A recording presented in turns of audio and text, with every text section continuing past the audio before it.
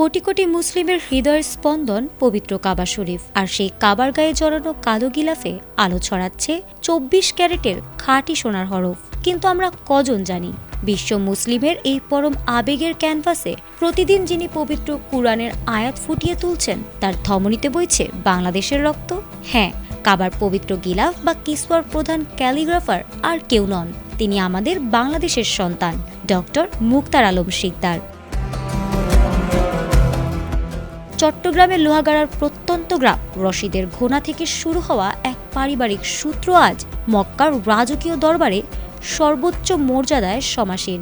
শৈশব থেকেই আরবের মাটিতে বেড়ে ওঠা মুক্তার আলমের হাতের জাদুতে মুগ্ধ স্বয়ং সৌদি প্রশাসনও। 2002 সাল থেকে মক্কার কিং আব্দুল আজিজ কমপ্লেক্সে কাবার গিলাফ তৈরির প্রধান কারিগর হিসেবে নিযুক্ত আছেন তিনি।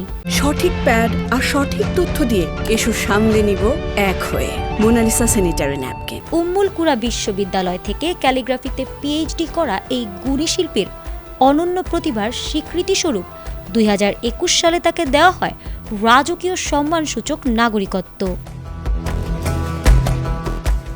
প্রতি বছর হিজরি নববর্ষের প্রথম দিনে যখন কাবার পুরনো গিলাফ বদলে নতুন গিলাফ চড়ানো হয়, তখন লাখো মুমিন অপলক তাকিয়ে থাকেন সেই ক্যালিগ্রাফির দিকে। প্রায় 120 কেজি সোনা ও 100 কেজি রূপার সুতোয় বোনা এই মহিমান্বিত শিল্পকর্মের নেপথ্য রূপকার ডক্টর মুক্তার। থুলুথ লিপির নিখুঁত বুননে কাবার প্রতিটি কোণ আর দরজার পর্দাকে তিনি রূপ দেন এক একটি অপার্থিব মাস্টারপিসে। মানচিত্রের সীমানা ছাড়িয়ে টেকনাফ থেকে তেঁতুলিয়ার এই লাল সবুজের বাংলাদেশ যে বিশ্বমঞ্চে কতটা উঁচুতে মাথা তুলে দাঁড়াতে পারে, ডক্টর মুক্তার আলম তার এক জীবন্ত উপাখ্যান। কাবার গিলাফ যতবারই লাভবাহিক ধ্বনিতে আন্দোলিত হবে, ততবারই সেখানে সুপ্ত থাকবে একজন বাংলাদেশীর নাম ও গৌরব। ফারহানা হক, এটিএন বাংলা।